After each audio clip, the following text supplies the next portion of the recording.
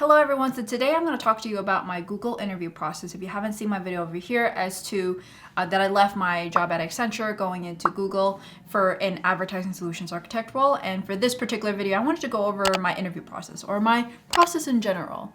So the first thing I want to say is how was I even found? Because I actually didn't apply for this role. It was the other way around where the recruiter reached out to me. And so apparently, and I asked after I verbally accepted the offer on okay, how did they even find me in the first place? And apparently I was on their radar. Someone in the advertising area of gTech professional services, I think, found me, and when the position opened up, they reached out to me. So I don't know how they found me. The only way that I can think about that is the way I put myself out there on YouTube or on LinkedIn. Or maybe they know me, but I don't think I know anyone from Google personally, other than one person that's not even in that area at all. So I'm thinking that it's LinkedIn optimization, and I'm going to do a video specifically on this later on. But for me, I would say LinkedIn optimization is going to be very key. So you want to really put in a lot of effort to your LinkedIn. And a lot of people actually tell me too that they find a lot of jobs on LinkedIn as well. So you want to optimize it with the keywords. You may get a lot of recruiters knocking your door in your inbox, but are they the right ones that you're looking for? So you want to really optimize those keywords. So for me, I wanted to get away from Workday, so I removed a lot of the Workday keywords away from my profile, and I put a lot more relevant keywords closer towards the areas that I wanted to go into. In my case, to be product management, and the role particularly would be solutions architect, but still similar in terms of the actual keywords that they use. So that's what I would say is that's how I was found, was probably through LinkedIn or some way that I was putting myself out there, probably on YouTube. But it's really important to see that you can be recruited or scouted, and it really is depending on what exactly they're looking for and do you match that. So a lot of times when they reach out to you, they see something in you that you don't, and maybe you'll consider the role. And for me, I was oh, it's Google, of course I'm gonna say it. I've had a lot of random ones as well that showed up though, for example sales, and I was what, sales, why is sales on here? But for me, this one was actually going to be right up my alley. So the first round actually was a phone screening with the recruiter, and this recruiter was actually reaching out to me in mid-December. So at that time, I sent an email out, and then I replied saying that I was interested, had my call scheduled with her. And this one was just talking to me about the role, my availability, am I talking to other recruiters or interviewers or anything like that? What exactly was I in the process? Pretty simple, and also asked me basic things do you have exposure to that? Have you done this before? Which is basically reading off the job descriptions that can you do this? Have you done this? That kind of thing. Very simple. So I think most people can probably follow it. Another question that they asked was what's your salary expectation? And the one that I've been learning to use was that I don't have any, but I would want to learn a little bit more about the role before I jump into that conclusion, because I don't want to shut doors, especially when it comes to Google. I don't want to do that. So I kept it open. And then when it comes to the second round, which actually came and this was because of the fact that my first round was in mid-December and it was right before all the holidays, it took a while. So I heard back beginning of January, and I had it scheduled for January 4th. So this was with a hiring manager, and when I came into this, I was advertising solutions architect. It's either for the entire area or for one particular area, and this was for a particular area. So this was where I started to get okay, either this is for a particular role or for the team, or in general, maybe they just have a random person from the advertising area to go talk to me. And later I found out that actually this person I was talking to is going to be my manager. And this was when I had my call with the hiring manager, and this is going to be the typical interview you get with behavioral interviews. Tell me about a time, what was your exposure to this? And they dig a little bit deeper, asking for more information, what were the conversations they were having. This is where I did research as to okay, now that I know a little bit more about the role itself in solutions architect and advertising gTech professional services, what are the stories that I want to craft? And I actually have this little Excel sheet that I have, and I'm going to show it right here, a little bit blurred out.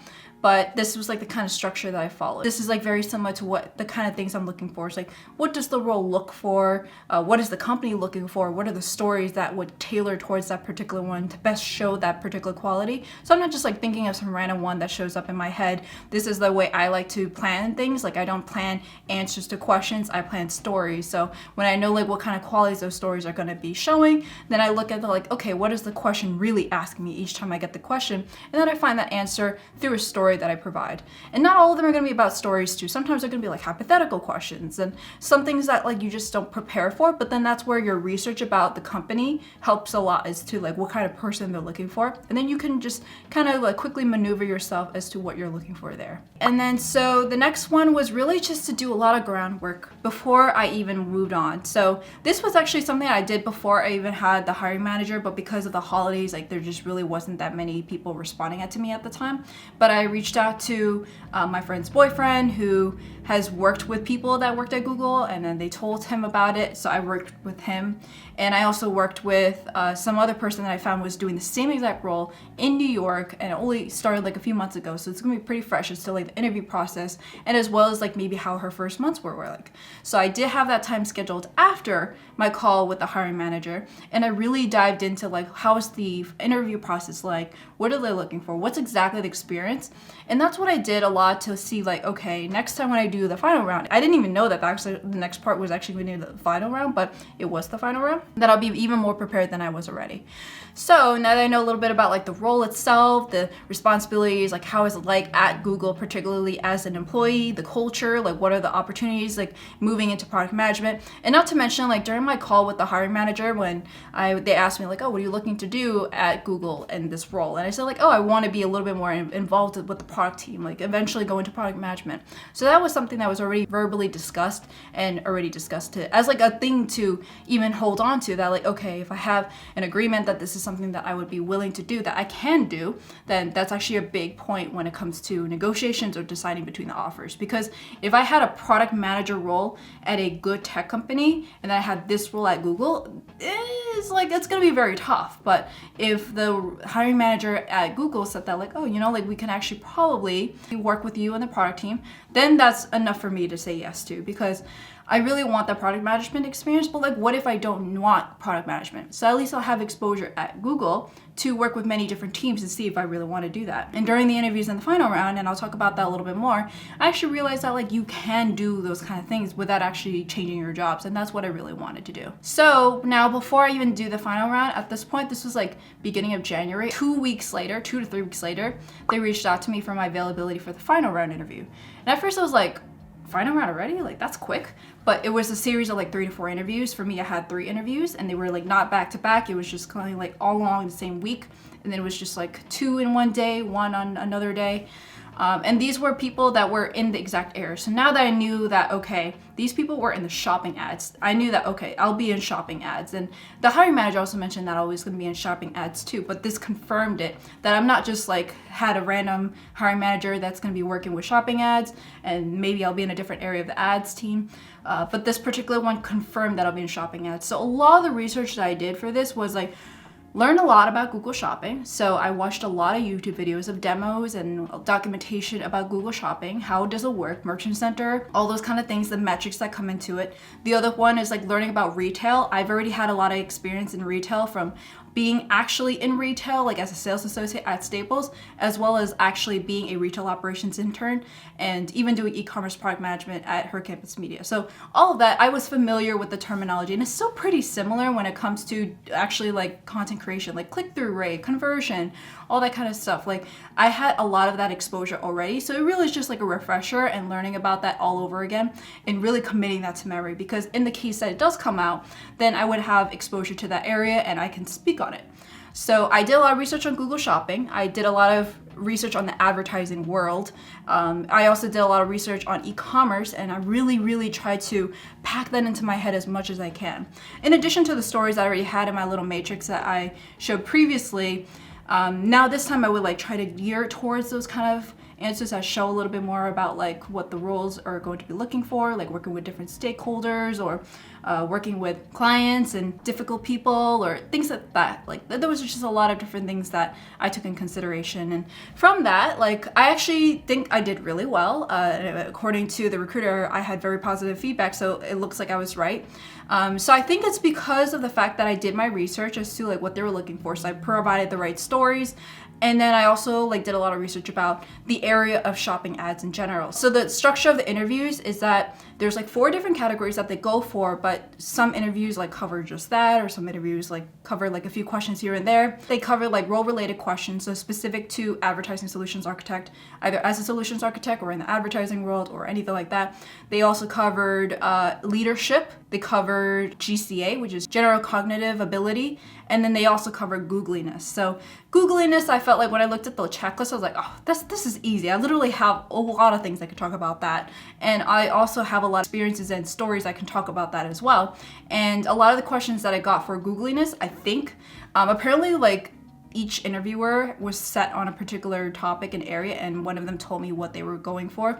For me, like I did not know about it for 2 of the 3, but I knew like what kind of stories to talk about. Like I came prepared with that kind of thing as to like what would best show like those googliness abilities. Or when I had like GCA questions, the general cognitive questions, like what kind of like elements do I want to bring, what kind of lens, because I can technically go as deep as I want in any different angle. But like, do I want to go in e-commerce? Do I want to go Google Shopping? Or do I want to go completely broad and do it in a way that's not related? A lot of times these questions are going to be somewhat related to the role you're going for. That's what I ended up doing to show off that I did know my stuff. Role related questions, still pretty simple. I brought in a lot of my consulting experience in there. Not so much of Google Shopping or e-commerce, but that's what I ended up doing, is that I still brought in my like consulting area there. So these final round interviews were all video interviews. They were done through Google Meet, and it was like 2 interviews on Monday, 1 on Wednesday, as I mentioned before. Once they were done, I was done, apparently. So after that, it was like Wednesday when I did the last interview. I got an email from the recruiter that Friday saying like, hey, like, do you have time on Monday to catch up? And I was like, oh my God, it's either a rejection or it's not. And I did not know what to do. So this entire weekend, I was so nervous. I was so scared about like what was going to happen. Monday came around. He's like, we had very positive feedback. And I was like, oh, that's great. Perfect.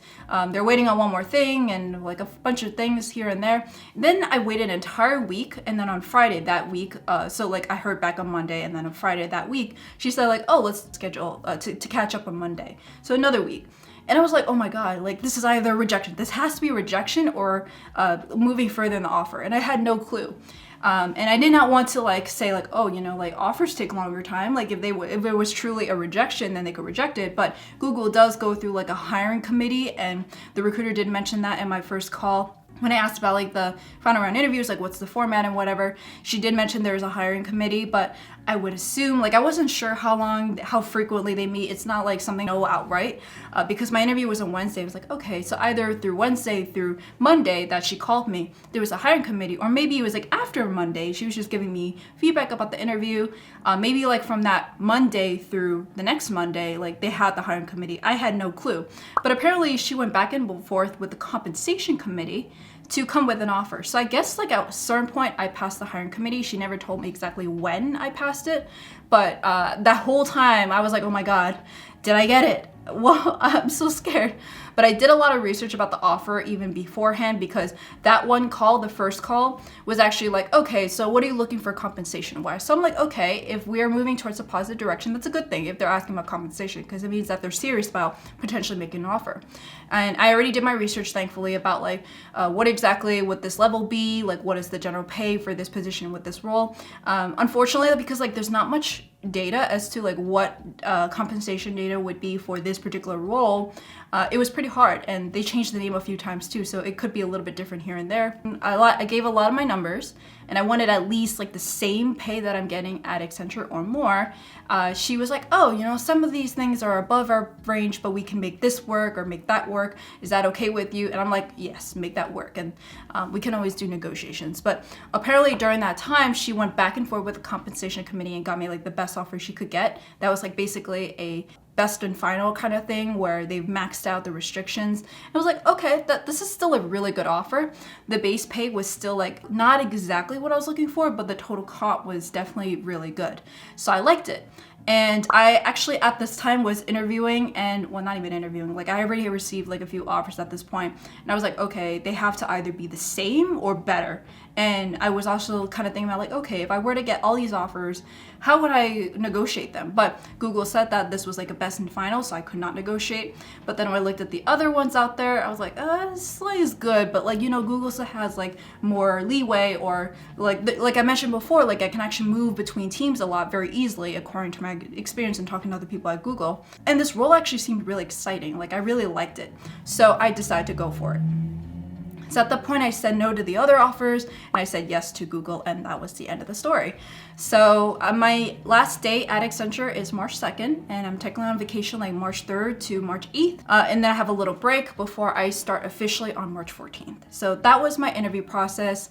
It was definitely nerve-wracking and a long process, actually. Like I've had offer turnarounds like from the first call on a Monday, and I get an offer the next Monday. This one took mid-December through beginning of February. And that was like essentially, I think honestly, it probably would be shorter too, but it was honestly because of the fact that like during the holidays and scheduling as well, because of the fact that there's like the final round interviews, like they probably don't want to overwhelm people because like the interviews still need to work. It's not like their job is just to interview. And even like scheduling for the hiring committee, because they're a bigger company, you have these processes. It's not like you could just get an offer right then. But that was like what really happened. And I am honestly like, when I think back, I'm like, wow, I did a lot. Like I did 5 interviews. I did well in them. And I think like when I was speaking to another person that this was technically for one role, or maybe they were growing other people, other spots in the team too. But it means that like I was able to do it, and a recruiter found me, or at least like other people found me, and then the recruiter reached out to me. And it just shows that like, I can't believe it to this day, because Google was my #1 company since I was a kid. Like before I even knew about Accenture. Google was always like #1 compared to Accenture. Accenture was #2. So I was like, okay, I would leave Accenture to go for Google. And it ended up happening way earlier than I thought. I thought it'd probably be like way down the line. All the pieces worked together. I really thought the work was cool. The team was great. I loved talking to them. And all the programs that I saw about like if you wanted to do something for like a week, and Google has this thing where like you do 80%, 20% could be doing to like a passion project of yours, and maybe for me I could do like UX, or I could do project management, product management, program management, anything like that. Of course, like still do really well in your job, but that like flexibility is something that I don't really see at Accenture. And that was like a big reason, was that like, okay, I would be able to get exposure to a tech company, do the roles that I want to do without officially leaving my role, compared to Accenture where I have to leave to a whole separate project and it's like 100% or not. I really like that. There's still +1s at Accenture, but not to this scale. So let me know down below about your questions on Google. At this point of this recording, I have not started yet, but the point that this video will be out, I would have started. So I know like I will probably not be able to provide that much responses, because at that point I'm still doing the onboarding. But later down the road, like if maybe you watch this video a few months later, like I would be happy to answer any of your questions. And if you are interested in learning about solutions architect or Google advertising, gTech professional services, I am interested in doing some kind of video down the line, maybe a few interviews about it, because this was a field I did not know that like technically a lot of consultants in a tech company could do. And it's a little bit different than being at a consulting firm. This is like being at a tech company, so you get a whole different spectrum of experiences and people that you work with. So I thought this was pretty cool. So let me know down below if you have any questions or comments, and wish me luck on this role. And I'm really excited, and thank you so much to everyone out here watching. I definitely would not be able to do this without you all. And honestly, this YouTube channel has given me a lot of outlets to be able to express my thoughts and really work through my thoughts too. And even find people that I would not have found people before, because like some of the people that I watch my videos that I found through YouTube actually are the people that I was reaching out to about like, oh, what do you think about this? Like, what are your advice about this? Like that kind of thing. And I really like that part. So thank you so much, everyone, and see you guys next time. Bye.